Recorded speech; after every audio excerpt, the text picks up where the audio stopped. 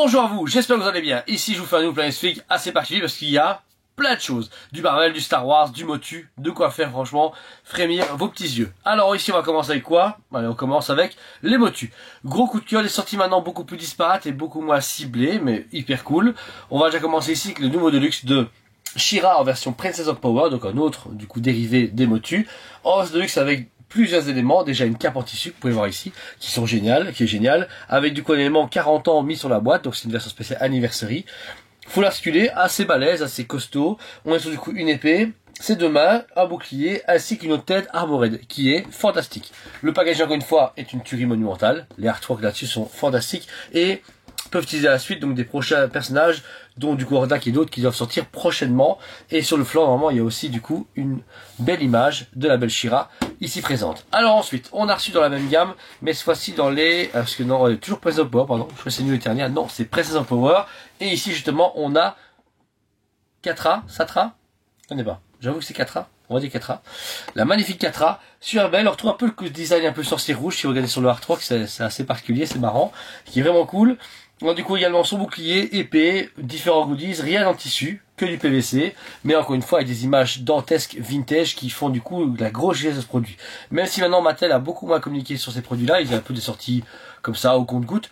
C'est vraiment une série qui continue les révélations, qui est pour moi encore à faire de lance de Mattel. Même encore une fois, juste moins bien mis en avant. Et pour finir la première, je pense de mémoire qu'il y a un Skeletor, mais là c'est le premier, le He-Man Special Edition en version 40e anniversaire avec une boîte du coup dantesque. Super belle image. On voit du coup ici en version combat comme Skeletor, ainsi du coup derrière il y a... C'est pas Panther. Chaque fois je me trompe. C'est Panther, c'est pas Panther, c'est... Battle Cat. Battle Cat derrière. Donc l'image ici avec, comme à l'époque des anciennes Motu, avec l'explosion, avec la roche rouge, les couleurs sont bien choisies, hyper bien articulées. On voit du coup le travail des figurines génial, le visage très rétro, mais tout à fait bien, et dans le même packaging que les versions Révélation. Donc ça, c'est vraiment cool. Ensuite, on va arriver sur Star Wars. Star Wars, il y a quoi? Il y a deux nouvelles Black Series sorties cette semaine. Tout d'abord, le temps attendu Purge Trooper. Donc Purge Trooper qui est dans la série Obi-Wan Kenobi. Il y a déjà eu Reva, le cinquième frère, le grand acquisiteur qui doit sortir encore, Darth Vader Obi-Wan, et il y aura une acquisitrice, le Jawa, et les deux que je vous montrer ici. Ici, le Purge Trooper, fantastique, une figurine qui mérite même plus que ce que les gens attendent, parce qu'il y a eu beaucoup de hype à la base, mais après, on a vu 2 épisodes et puis bonne journée. Cette figurine, mes amis, est fantastique. Du coup, le artwork, la figurine hyper bien articulée, pas d'éléments du coup en tissu à part la petite jupette, donc ça c'est vraiment cool. Deux différents flags et un visuel encore une fois digne d'Hasbro comme à chaque fois. Et le deuxième, qu'on pensait tous que c'était For l'homme, eh bien non, il s'appelle One Jack. One Jack, du coup, le chasseur de primes qu'on peut apercevoir dans le 3 ou 4e épisode, qui tire sur Obi-Wan sur un planète pendant que Léa est en train de se balader. Il est vraiment cool, j'aime beaucoup du coup la taille de la figurine. Il y a les deux flags, les ceintures de munitions, etc. Et encore une fois, ça rajoute au grand fresque qu'on peut faire avec Obi-Wan. Ici vous avez normalement moyen, attendez si je mets bien ensemble, parfait, voilà. Vous avez encore une fois une belle fresque qui se dessine avec ces figurines pour la série Obi-Wan que vous pouvez ajouter aux prochaines et aux anciennes déjà sorties. Voilà. Toujours en Star Wars et toujours dans la série Obi-Wan. Là on va arriver sur du lourd. On a reçu du coup les nouvelles séries Vintage Rétro que j'ai présenté déjà en live sur la page Facebook Toys Planet Liège. Mais ici c'est pour vous YouTube. Alors on va commencer ici et que vous avez déjà vu le Obi-Wan Rétro qu'on peut voir. Alors ce qui est bien c'est qu'il y a le même travail d'époque avec une cape en tissu. Par contre, le packaging recyclé par rapport aux versions normales sorties donc du coup par Hasbro en version vintage classique. Ça c'est un peu dommage, j'aurais aimé une image un peu plus, je sais pas, un peu différente. Voilà, sabre laser qu'on met dans la main, donc il n'est pas vraiment fait pour être une accurate, mais plus la version rétro jouet. Ensuite, après Obi-Wan, on a le fantastique robot, son nom Ned B. Donc Ned B plus balèze, beaucoup plus grand, pareil, très belle boîte, la figurine à ce côté, ce qui est dommage, il n'a pas encore fait Vintage Collection, donc on l'a que en rétro collection, pas encore en Vintage Collection, mais il est vraiment chouette avec en plus son petit marteau, ça c'est bien. J'aurais aimé un Stormtrooper dans la série. Ensuite, le grand acquisiteur. Ce qui me fait marrer, c'est qu'ils ont converti les sabres laser en version rétro. Vous voyez ici, le double sabre laser qui est juste un gros plastique rouge avec un cercle au milieu. Ils ont même assumé à fond. Il est bien, j'ai un de mes préférés parce qu'ils ont mis la cape en vinyle, comme les vieux d'époque. Et puis, je sais pas, le packaging est vraiment génial. Ça, c'est une image particulière qui n'est également pas sortie actuellement en vintage. Donc, encore une fois, ils ont plus innové en rétro qu'en vintage. Ensuite, le 5e frère qui apparaît ce sabre laser basique. Cette tête vraiment qu'on trouve vraiment les personnages typés asiatiques des vintage collections, mais ils ont pris le même type de tête comme avant, mais adapté forcément à l'acteur et adapté même au costume de Obi-Wan. On retrouve du coup Obi-Wan au-dessus, l'image de base. Franchement, génial. L'avant-dernière, la fameuse Reva qu'on retrouve, qui a été déclinée en plein de figurines Black Series, Vintage Collection, et ici on l'a en rétro. Pareil, cap en vinyle, avec double sabre laser, mais vous pouvez remarquer ici, celui-ci était légèrement coupé. Comme vraiment elle le coupe en deux, bah ils ont fait pareil pour la figurine, donc encore une fois ils ont fait attention. L'image, même que la vintage, donc là par contre je suis déçu, j'avoue qu'ils ont fait du recyclage comme avec Obi-Wan. Et pour finir les enfants, alors là c'est THE figurine, ma préférée et que vous devez acheter, rien que par nostalgie, le magnifique Vader Obi-Wan. Donc packaging vintage Obi-Wan, l'image est géniale, on l'a déjà eu par le recyclage de la vintage collection, et là il est fantastique. Donc figurine type Vador, cap en tissu, tout en tissu, avec le sabre laser en main. Donc c'est une figurine unique, elle n'est pas vraiment recyclée de celle d'époque 76-83, donc c'est quand même une nouvelle figurine, mais travaillée comme si Obi-Wan était sorti dans les années 80. Franchement, hyper propre. C'est ma préférée de la sortie, elle mérite un 12 sur 10 tellement qu'elle est magnifique. Bon, ça c'est mes goûts, voilà.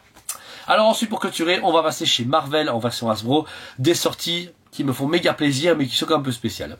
Alors on va commencer par une version exclusive qu'on a eu, qui est du coup Firelord, des héros de Galactus. On a eu cette série de figurines il y a très longtemps des Guerres Fantastiques, il y avait les Guerres Fantastiques avec Herbie, avec Fatalis, avec d'autres personnages, et là, bam, ils se disent, on a oublié de faire Firelord, on va le faire en figurine. Le packaging encore une fois n'est pas fait pour être déballé facilement, vous devez déchirer la boîte, mais fantastique. Côté animated, le gros fort des Guerres Fantastiques, etc.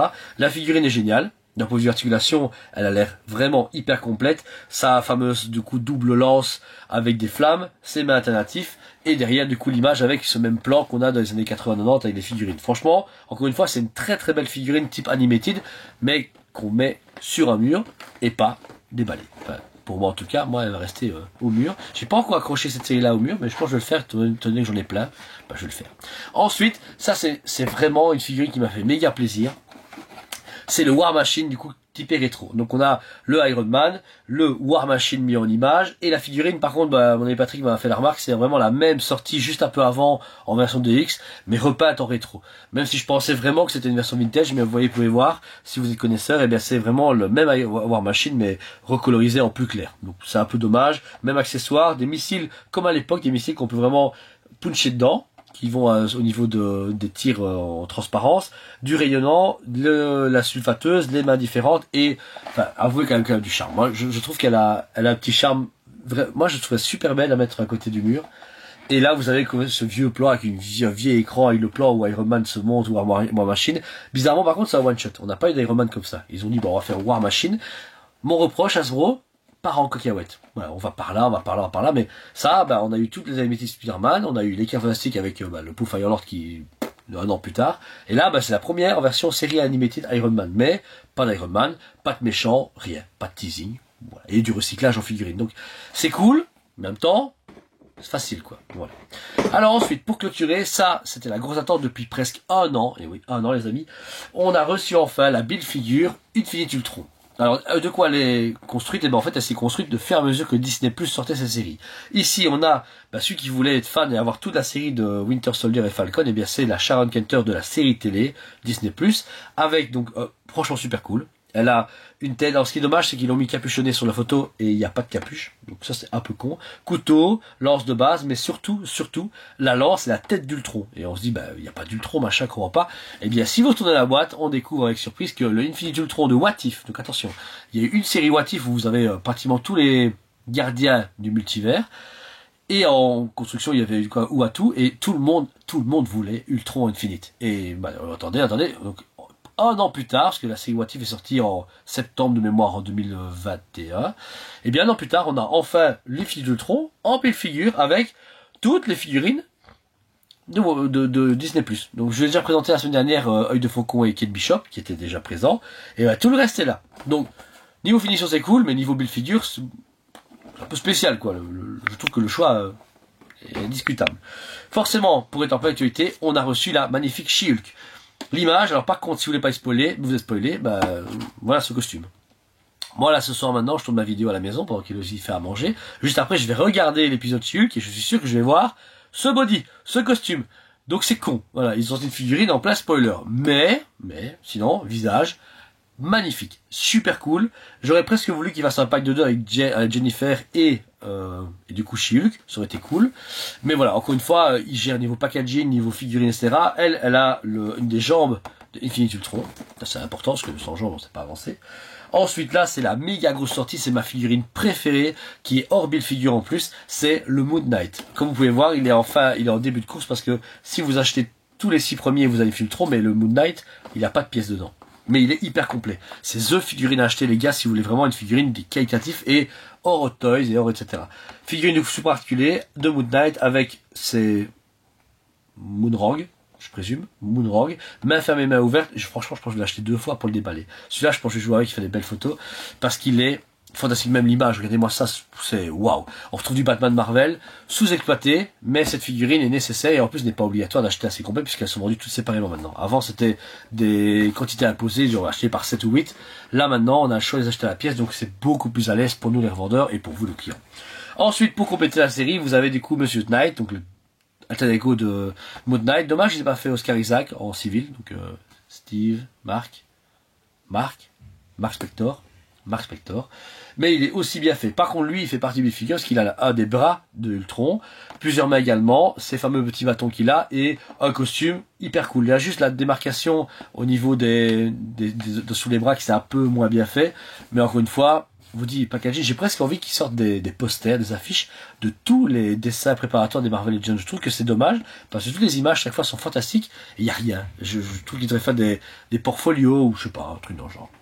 Juste un peu avant, on avait eu droit du coup à Miss Marvel, et voici du coup sa version Marvel Legends avec le corps entier d'Ultron. Donc voilà, franchement là, vous voulez vraiment pas le rater, là vous le savez. Elle est très bien faite, le visage est cool, même s'il n'est pas 100% accurate, on voit qu'ils sont inspirés plus de l'image préparatoire que de l'actrice en elle-même. Et on notera ici également qu'il n'y a pas d'accessoires, c'est-à-dire qu'elle sait s'étirer, mais il n'y a pas d'émanation cristallin, il n'y a pas de truc d'étirement, donc c'est peut-être encore une fois mon reproche, c'est cool, parce que ça reste dans la gamme série télé pour le What If, mais ça aurait été encore une fois un Deluxe où on peut étirer ses bras, ou elle a un gros poids énorme de cristal, ça aurait été plus intéressant, comme là sur la photo, c'est ça qui est un peu dommage. Mais on voit bien qu'elle a été faite pour se dire, ouais, on voit qu'ils avaient peur que la série télé marche pas, on dit, ben on va faire du Disney Plus pour les fans de Disney Plus, et en même temps il y a Ultron. La preuve, les gens ont acheté ça exprès. Et pour clôturer, je vous l'ai dit la semaine dernière, il y avait du coup les Kate Bishop et Œil de Faucon pour compléter la Ultron. Chacun avait une jambe et des bras pour du coup compléter complètement ce What If. C'est chouette. Belle série du coup disponible à la pièce ou en série complète si vous le souhaitez. Ça c'est vraiment intéressant. Je vous dis avant c'était chaque fois des boîtes complètes, c'était embêtant. Là maintenant à la pièce bah, c'est plus agréable pour nous et puis on peut dire ouais, on prend 20 Moon Knight, X Hulk, on prend que une, j'ai pris 3 Sharon Carter parce que c'est pour ceux qui prennent essayer complète ou peut-être 4 maximum. Donc voilà, c'était du coup le Planet Fig avec tout ce qui était Hasbro, Motu, Star Wars et Marvel. C'était encore une fois plaisir de retrouver tous les produits sur dispo en magasin sur le site TUSPE comme à chaque fois. On vous rappelle, on a du coup une page Facebook qui s'appelle TUSPE Liège tout court, avec des lives, avec des publications régulières. On a l'Instagram, c'est le même nom. On a TikTok, c'est le même nom. Et on a la chaîne YouTube où vous êtes, TUSPE TV, vous pouvez vous abonner et même partager tout ce qu'on fait. Vous pouvez voir que tous les jours à 8h du matin, une nouvelle vidéo est consacrée entièrement au monde du coup de figurines, statues, répliques, etc. avec Jordan, avec toute mon équipe. C'est vraiment un partage qu'on adore faire avec vous et vos réactions nous font super plaisir. Donc voilà, c'était Planet Fig, je vous remercie 1000 fois, je vous aime beaucoup et je vous dis à la prochaine. On vous aime beaucoup et on vous dit à très bientôt.